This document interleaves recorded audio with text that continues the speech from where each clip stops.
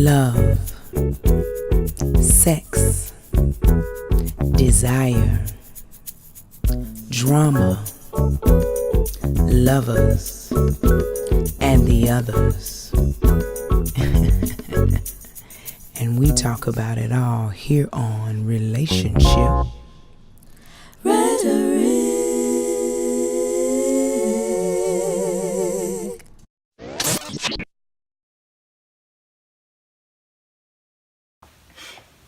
Greetings and welcome to Relationship Rhetoric. I'm your host, unapologetically Angela. And those of you who don't know, October I am focusing on talking to couples who have dealt with a cancer battle.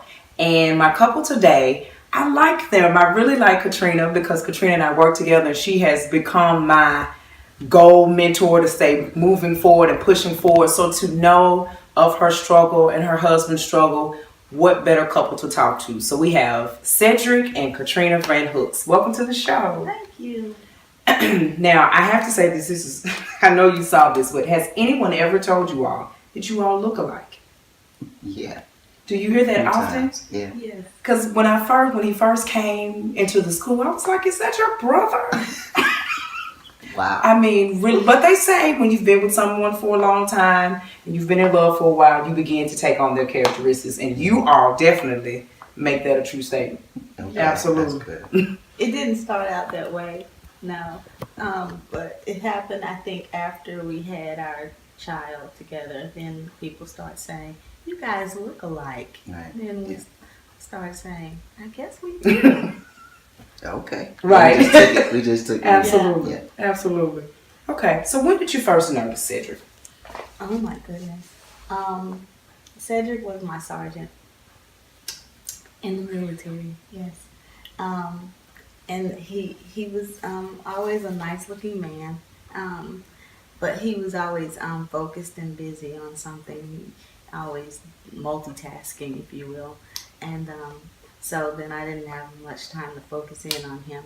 And then one day we were on the back of a truck, and I didn't have all the things that I needed. Yeah. And I didn't have a sleeping bag and none of the things that I needed, but that didn't matter to me at the time because I just wanted to make some money so I could go to the University of Massachusetts. And we stopped at this rest stop, and he saw that I didn't look like I should be there. Private Benjamin. Oh my goodness! Yeah. That was me. And he came out with a can of orange juice and a can of apple juice, and he said, would you like one? And I said, wow, gee, thanks. And he said, okay. So I took one, and he's been my buddy. We call each other buddies. He's been my buddy ever since. Wow. Private Benjamin. Because when she mentioned that she was in the military, I was like, oh. Yeah. Okay. Exactly. That's Okay. what I thought too. And I saw her in uniform. It was like, this person does not belong here, you know.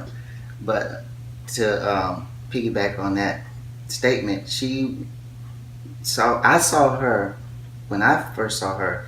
I was going to check on my money, right? Mm-hmm. And she worked in the office, Mm-hmm. and that's when I saw her. I guess we casually spoke. The next time we were getting ready to go to the drill, which is a weekend, Mm-hmm. and when she came up, I was fresh in this unit, and I was getting all my stuff together.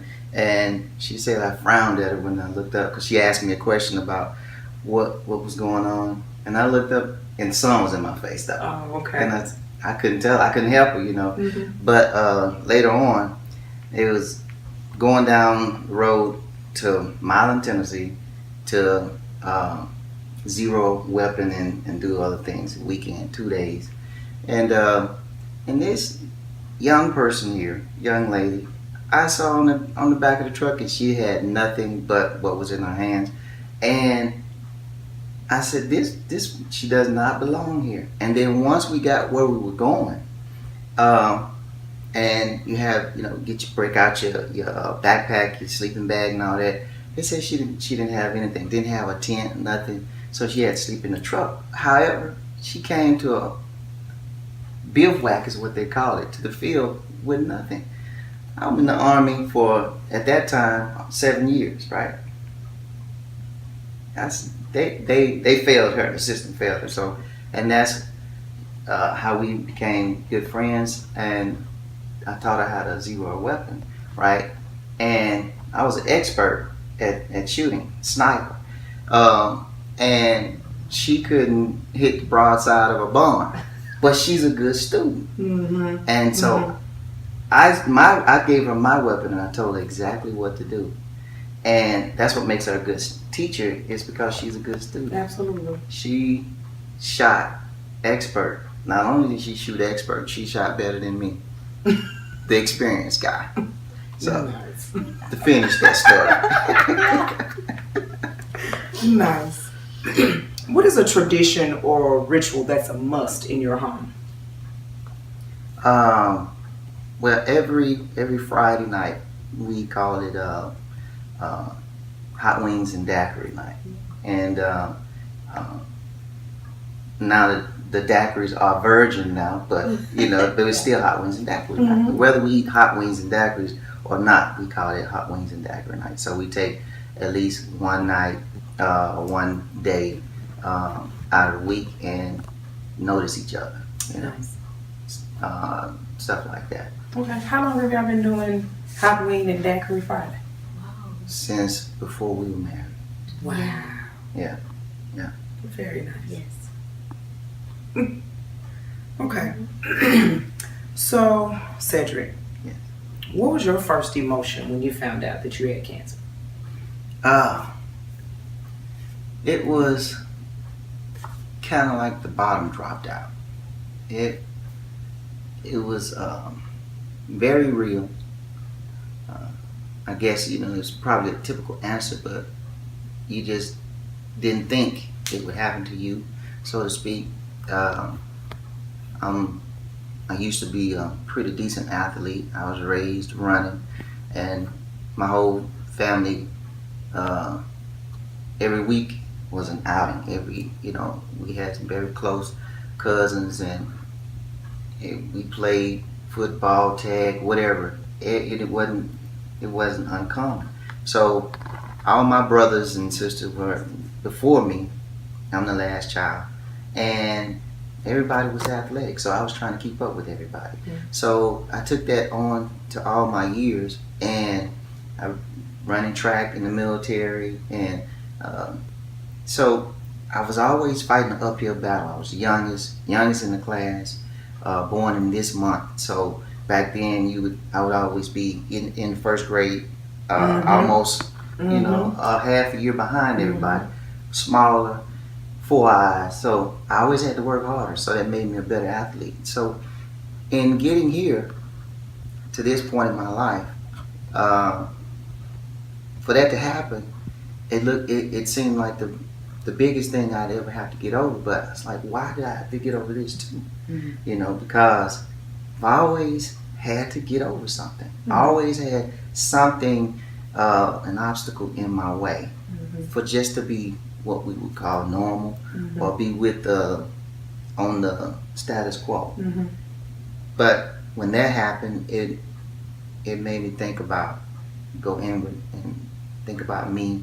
I thought about my kids and all the adversities that I had to overcome in my life. But it just made me, for a while, just kind of see life as a real, the breath that I'm breathing. Just take one little breath at a time. I knew it was going to be an ordeal.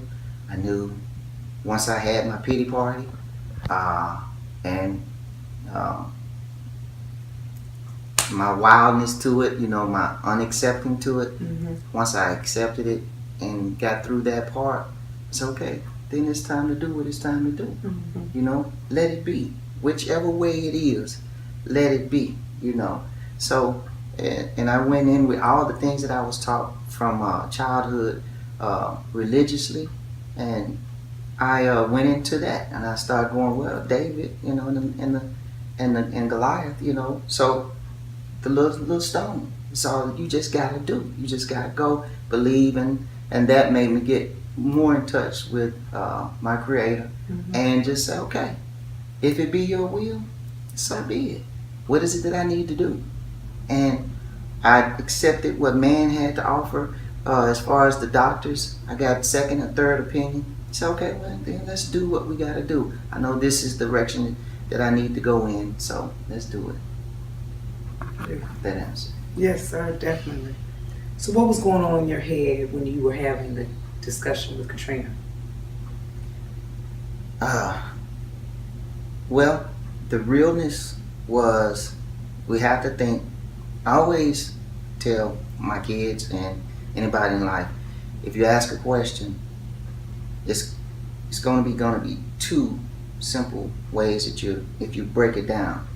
When you come to me, you ask me for something. It's either be yes or no.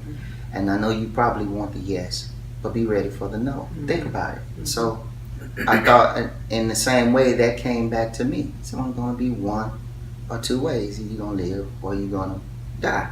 So in the process of living, I was going to live till I die. Still the same thing. I thought about her being without me in that real situation of life. And so how do we prepare for that? So when I talked to her the same way I'm answering you, I went into myself and got my answers and my questions, and just being able to explain to her, okay, well, if this happened, then that. If this happened, then that. But preparing for it, it's just like anything else. You just have to face that giant. So once you face the giant and you get there, you know that you can. If it be God's will, then this is going to happen. If not, that is going to happen. Whatever happens, be ready for that.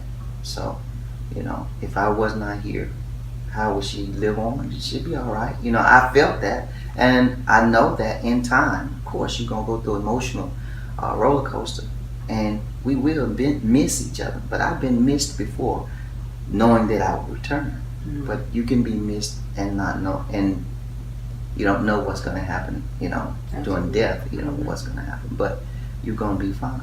So that was basically it. Okay. So after all of the roller coaster, look at you. All of the roller coaster and dealing with Cedric, then you get the news.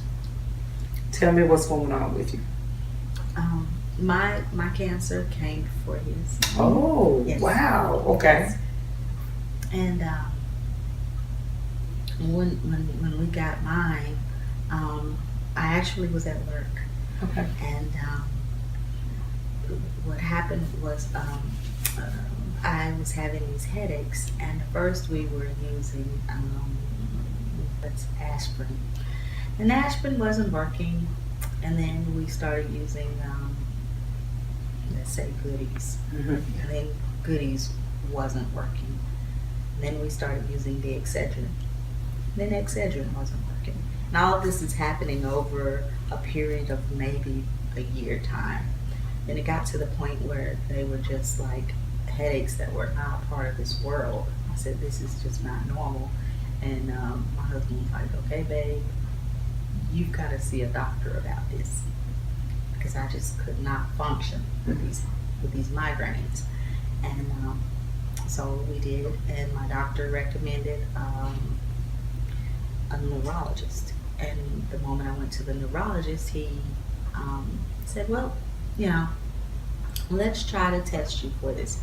And the moment he tested me for this, he said, well, I see something, but I need you to have an MRI. So I said, okay. As a matter of fact, our job is always, it takes precedence, it seems like sometimes. So the day I had the MRI, we had a parent meeting, and it was a big parent meeting. I never forget that. So we had the MRI, and I have claustrophobia because of the military. But anyway, but that was the best machine to have this MRI. So we took the MRI, and I was cringing the whole time. And then we went to the school for the parent meeting, and they gave me the results that day. And I remember the man sort of holding on to it as he gave it to me, the disc. I was like, okay, give me the disc. But anyway, he gave it to me, and the next day, Sid and I were on the phone, crunching in my ear, in his ear, and I said, well, what are you supposed to see when you look at the MRI? He was like, I don't really know. I was like, well, this is some weird stuff.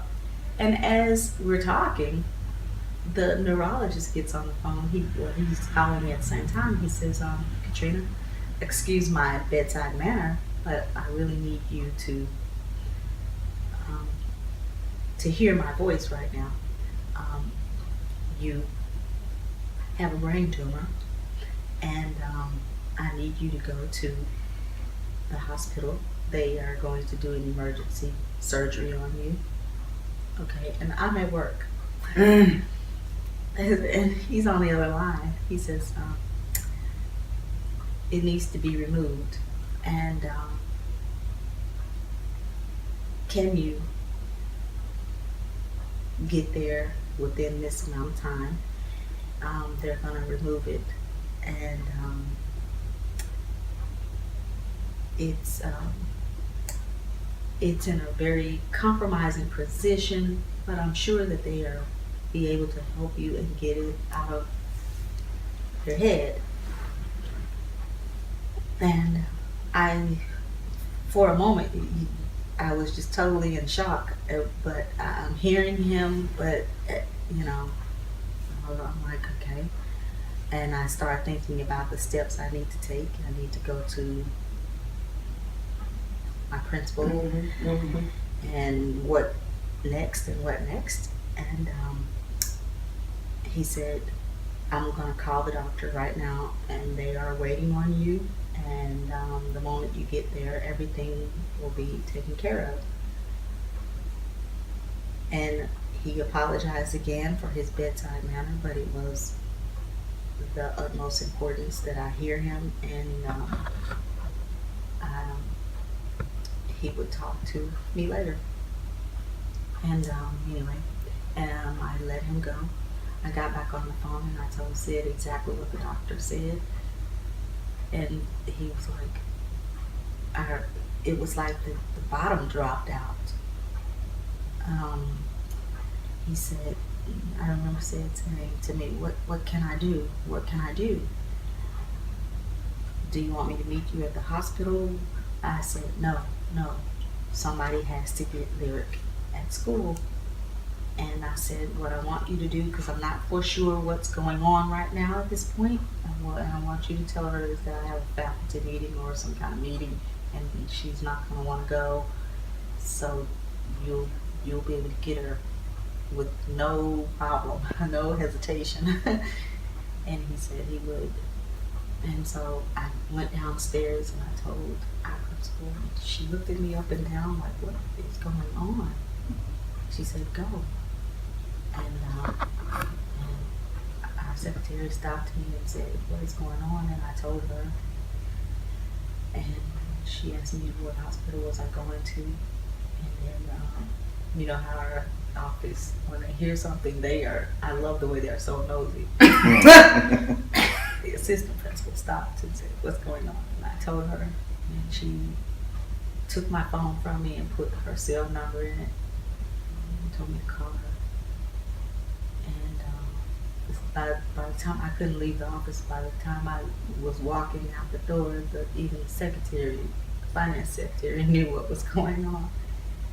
And as I'm walking as a zombie, after school program, teacher knew what was going, director knew what was going on. Everybody. And as I'm walking, she talked to me because she saw I was getting ready to break down. She said, nope, we're going to my office.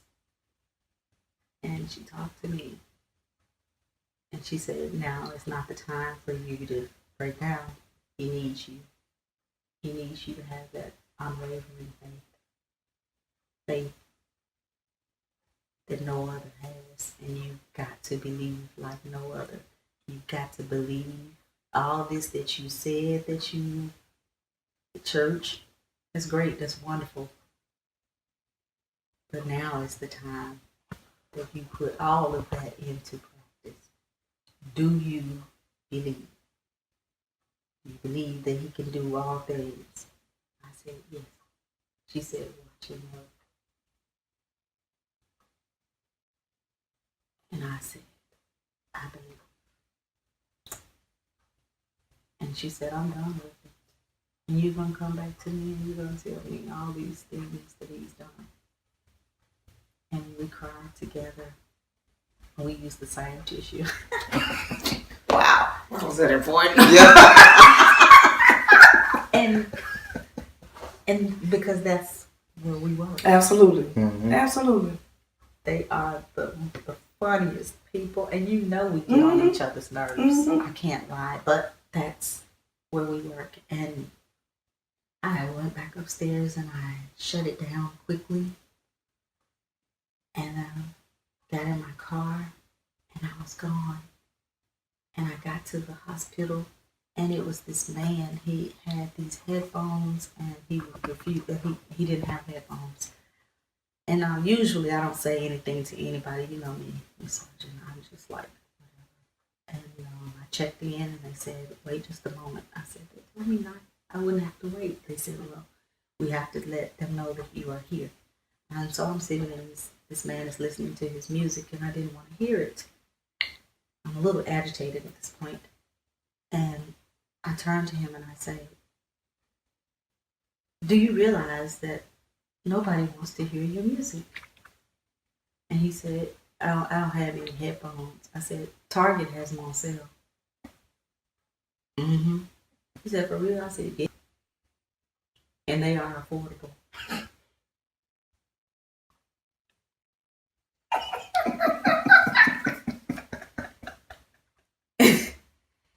It makes you come out of your shell. Mm-hmm. I mean, because Mm-hmm. and I'm saying it with love. Absolutely. Time out for the fluff. Right. And by this time, he's a big guy, and he said, thank you. I said, you're more than welcome. And I'm for real. You can't afford them. I'm serious. I wouldn't tell you. By this time, they're like, Miss Vanhooks. I said, thank you. And I go to the back, and they say, you have a brain tumor, and it needs to be removed. We have a team of doctors that are ready to work with you, and that you know what's going on. And they rush me in the back, and they start, undoing you and everything. And as I'm back there, one of the ladies say, they know my name. I'm like, lady, I don't have time because everybody knows him or his dad or his brothers or somebody. And she's a paramedic and she knows my husband, says she's worked with him. Oh, he's a real gentleman. Great. Do you know why I'm here? But anyway, these team of doctors come to me and they tell me what it is, and they show me where my brain tumor is, and they tell me that it's in a compromising position where it could make me blind if they remove it, and they have to wait for the expert. So at this point, my phone won't work. It's all the way down. It's not charged. I'm asking somebody, can they help me charge my phone? They have an old one or whatever. I have to go to the restroom. I call my husband, tell him, please get here. I'm waiting on emergency surgery. An expert is supposed to come. And so he and Lyric come. And I had no idea what he was doing while he's waiting. But Miss Sergeant, you see the floor that we have here? Isn't it beautiful? It's beautiful. We got this floor the day we were waiting. The day he waited for that little bitty time. You put the floor down? he laid the floor that day. The little bitty time that he found out that I had a brain tumor, and the time he found the time he came to the hospital. I'm gonna have to clarify some things. This is the beautiful floor. Clarify for us, Cedric. Clarify. I can go back to the conversation of crunching in my ear because she was eating lunch, and we're doing our chi, okay? Tai Chi. But she, after the phone call, and she got back on the phone, you know, I was already doing this because I try to do certain things when she goes to work, and when she comes back, you know, I like to surprise. Yeah, you do. And sometimes I bite off more than I can chew, you know. But the bulk of it is done because you have to rip up the floor, the old floor, which was carpet, and that's a whole nother story. But I was alleviating the congestion and stuff. So, you know, an asthma, she had asthma, but that's a whole nother story. Don't have that anymore. So I was taking everything that would be considered a trigger for that out of the house. So, and getting more plants and all those kind of things. So that morning, as soon as they left, I took out the carpet, took it outside. I already had this in the truck, and then I just started laying the floor. I had to move all the furniture. And when I got the message, I was only halfway through with it. So after she told me what was going on, I said, okay, she's going to have to go see a doctor, and then they're going to talk about it. I didn't know she was going to stay. So during that time, I just kept working, and I didn't get a phone call. So it made me work harder. And after telling Lyric, you know, Mama got a faculty meeting and is, you know, going extra long. Now, it's way past that time. It's getting dark. We still hadn't heard back from her. So it's like, okay, we're going to have to make a phone call, find out something, because it's like 4 or 5 hours later and that's not like her. So I just cleaned up, had the floor halfway done, almost completely, and I got Lyric, and I had to tell her the truth. You know, I said, well, we're waiting on Mama. And once she finally called back, I got Lyric and broke the news to her, and that's when we went. And how did Lyric take it? I prepared her enough to the point where she could take it as well as to be expected. Okay. And after she cried a little bit, we got in the car and went. At this time, Lyric's energy from the ride from here to there began to build a little bit. And once we got there and they sent us to the place, it was a little confusion of where we were supposed to go. And behind this glass wall, where we thought we were supposed to go, no way to get in, and wasn't anybody around. And Lyric started knocking on that door. And to the point where I was like, Lyric, you gotta calm down. No, she said, we were supposed to be right here. I said, Lyric, you gotta calm down. And just so happens that behind us, there was another glass area, and that's where they were. And I actually just looked through the window and saw her. We saw each other, and that calmed her down. We went there, and she was all right, because they've been shadows ever since. You know, she's been in the world. She has both of our personalities.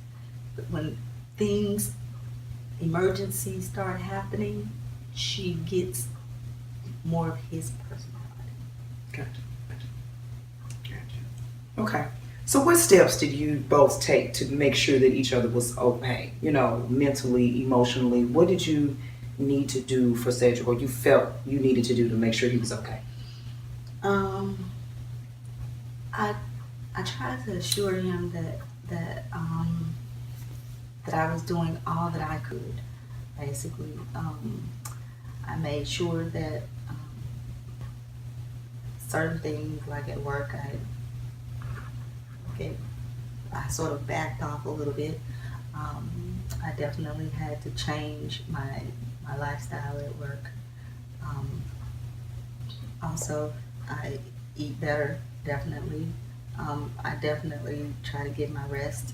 He calls often and say, "Well, what are you doing? What are you doing?" And I try to assure him that I'm taking care of myself. Um, and since marriage is a business, I make sure that my insurances are squared away. Now, and I know our job has scaled back some You things. still talking about the job. Sorry. Sheesh. 'Cause Yeah. it is That's It a is whole what it is. nother It is what it conversation is. right there. It But is what it is. the more that they do certain things, Yeah. the more I put things in place Absolutely. for myself. Absolutely. Absolutely. That's it. Okay. Cedric. Same question. Reassure. That was the word that came to my mind when she said assure. To reassure her that everything is gonna be all right. You can only go through things one way or the other. You can't have both at the same time. Either you're gonna be hot, or you're gonna be cold. So I simplify life and simplify to my mother's a math teacher. The lowest common denominator, right? So, because everything can get all out there and it's too complicated when you just break it down to the lowest common denominator. And so that's where we went spiritually. We focused inwardly and the basics, basic things, every day, one day at a time. This is what you got to do. If these people that came to you said they have all this great knowledge, said this is the best case, then we'll take that in and either we'll go that way or we won't. But going back to when she went to the hospital, it was like Dr. House. It reminded me of Dr. House. And from that point, we never saw the doctor till a day later. The man that she was supposed to see didn't come till a day later. But it was other teams that was coming in, and to learn that she didn't say, I don't know if it's part of your question, but it was a tumor the size of a lemon in the middle of her head, so close to the base of the brain. That's why they would have had to weave or whatever that they do to get into that point. And I noticed, I don't know, 6 months or so before that, sometimes we'd sit at the table and her right eye, I think it was her right eye, that it would sometimes, your eyes blink, but this one would, it wasn't at the same time. And she didn't notice it, And so back to present day of the hospital and the reassurance of what I took it was, well, we'll get through it, and prayer. And I told my mother's a missionary, of course, and she prayer teams. The more you have as your team, and I believe in that sort of thing, prayer. And you don't have to understand everything to believe in it, to believe, so that was the first thing. Once we got the information, okay, now it's time to get the village to surround. Absolutely. And from there we'll get the answers that we need. We'll be all right. That's what I did. Last question. In one word, Katrina, give advice to someone who is handling a cancer battle.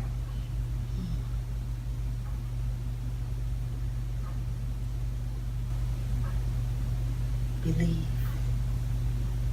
Cedric. Peace. There you have it, ladies and gentlemen. First of all, I have to say that they look remarkable. To hear their story and the things that they have been through, They look healthy. They just got back from Hawaii. So there are no words that can express how wonderful it is to be sitting here with you all. So thank you so much for being on the show. Our notion for today is don't be in such a rush to figure everything out. Embrace the moment and let life surprise you. Peace, love, and enlightenment. Love, sex, desire, drama, lovers, and the others. And we talk about it all here on Relationship